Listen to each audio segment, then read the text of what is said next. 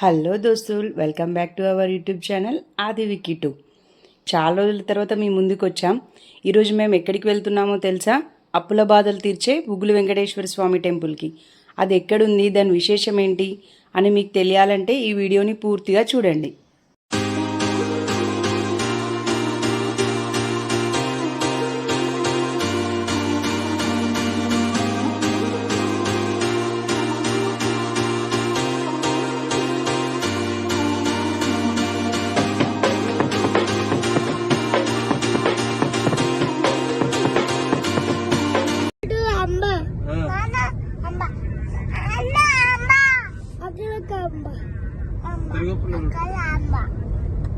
Okay okay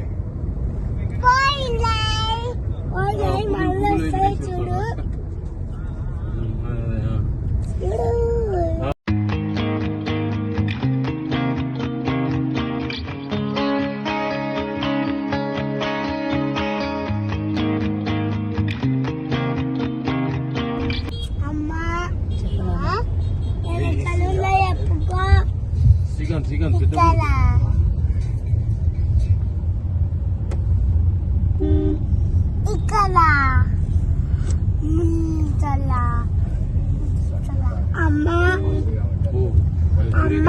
అప్పుడే సూర్యకాంత్ అంటున్నా చెప్పుకో.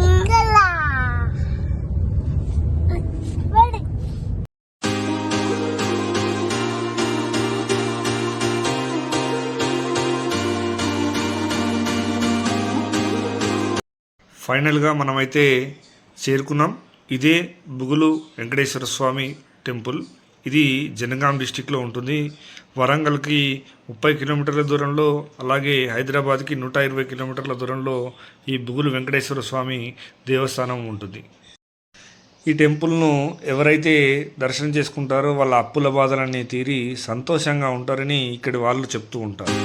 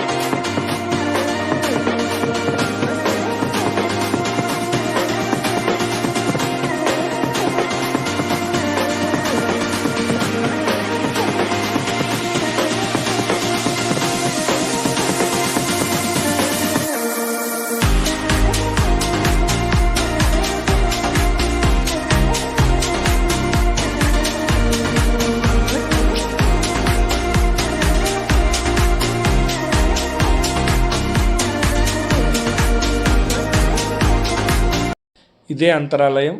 ఇక్కడ చిన్నజీవర స్వామి వారి చేతుల మీదుగా ప్రతిష్టాపన జరిగిందని చెప్తున్నారు. ఇక్కడ మనకు కనిపించే విగ్రహమే ఈ శ్రీ వెంకటేశ్వర స్వామి విగ్రహం. అక్కడ మనకు దర్శనం అవుతుంది కదండి, అదే ఇక్కడ స్వామివారు ప్రతిష్ఠించడం జరిగింది. అయితే ఆ విగ్రహానికి పక్కన వైపుల సొరంగం ఉంది. అందులో శ్రీవారి పాదాలు మరియు అఖండ దీపం ఉంది. దాన్ని కూడా మేము దర్శించుకున్నాము.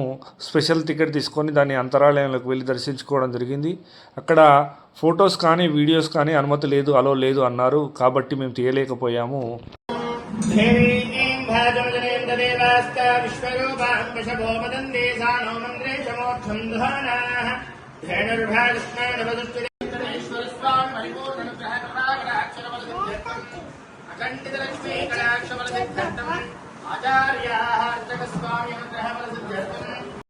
శ్రీవారిని దర్శించుకున్నాక మనసు చాలా ప్రశాంతంగా అనిపించింది. అచ్చం తిరుమల దర్శనం చేసుకున్న అనుభూతి కలిగింది. ఈ ఆలయంలో దాదాపు సంవత్సరానికి 2000 వివాహాలు అవుతాయని ఇక్కడ అర్చక స్వాములు తెలియజేయడం జరిగింది. ఇందులో ప్రేమ వివాహాలే ఎక్కువ ఉంటాయని అర్చక స్వాములు తెలియజేయడం జరిగింది.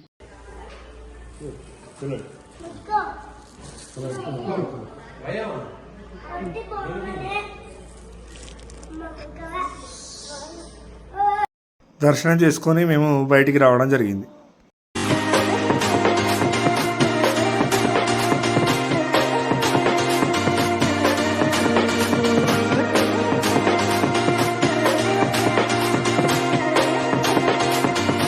ఈ ఆలయం యొక్క విశేషం ఏంటంటే వెంకటేశ్వర స్వామి కుబేరుని దగ్గర అప్పు చేసి ఎక్కడైతే వివాహం చేసుకున్నాడో చేసుకున్న తర్వాత అయ్యో ఇంత అప్పు చేశానని బుగులుతో ఆయన అక్కడి నుండి వచ్చి ఇక్కడ కింద పాదాలు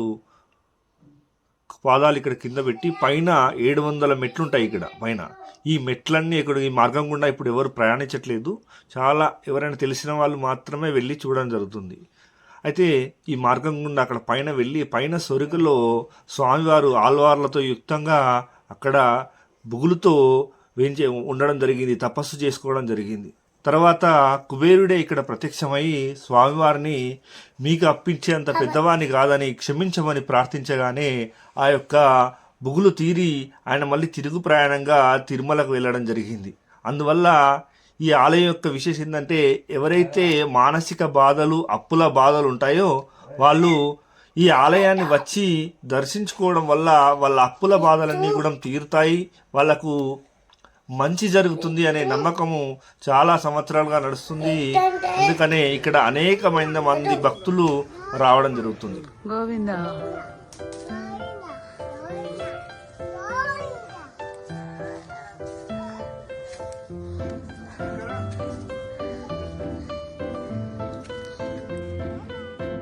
ఇది చూడు విక్కీ ఇప్పుడాను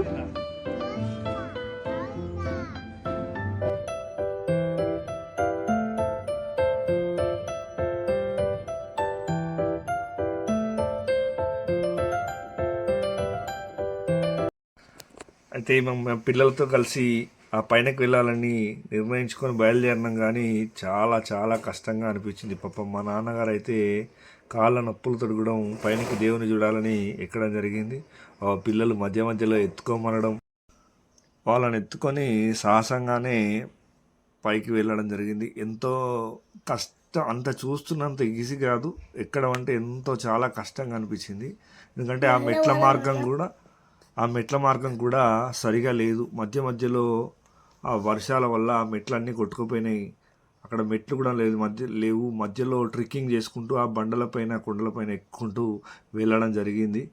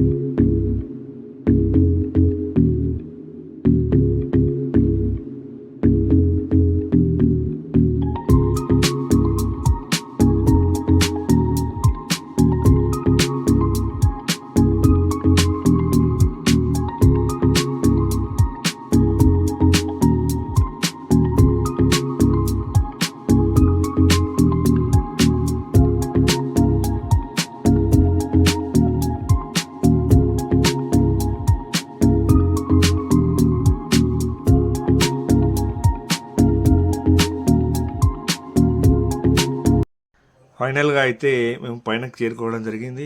ఇక్కడ పక్కనే ఆంజనేయ స్వామి విగ్రహం ఉంది, చూశారు కదా. అలాగే ఈ నిచ్చెన మెట్ల ద్వారా అటు పక్కకు ఒక పక్కకు మొత్తం లోయ ప్రదేశం ఉంటుంది. చూడండి ఎంత పెద్ద లోయ ఉంటుందో. ఇక్కడ ఈ మెట్ల ద్వారా, ఈ నిచ్చెన మెట్ల ద్వారా పైనకి వెళ్తే పైన స్వరంగంలో స్వామివారు తపస్సు చేసుకోవడం జరిగింది. ఇక్కడికి వెళ్తున్నాము, పిల్లలను తీసుకొని ఈ మెట్లు ఎక్కుంటూ పాపం ఇక్కడ దాకా వెళ్ళడం అయితే చాలా కష్టం అయిపోయింది మాకైతే.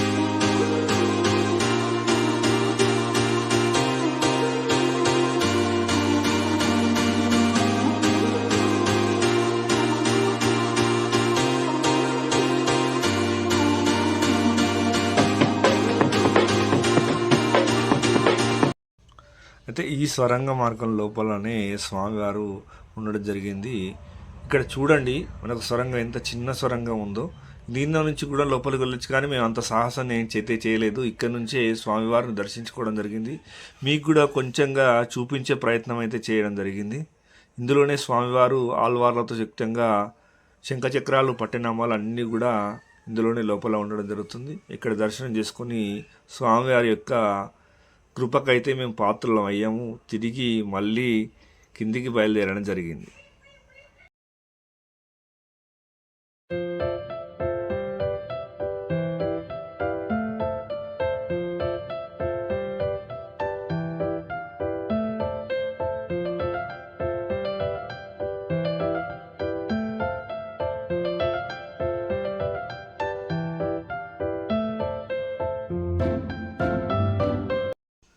మళ్ళీ కిందికి ప్రయాణించడం స్టార్ట్ చేసాము.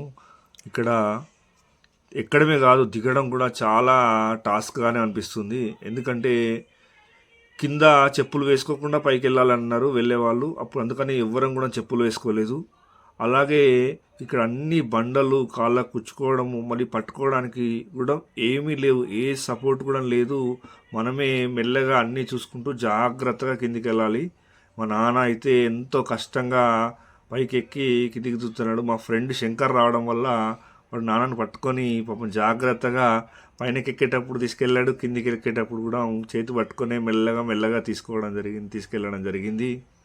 అందరం కూడా చాలా మెల్లగా ప్రశాంతంగా ఎంతో జాగ్రత్తగా ఎలాంటి డిస్టర్బెన్స్ లేకుండా జాగ్రత్తగా కిందికి రావడం జరిగింది.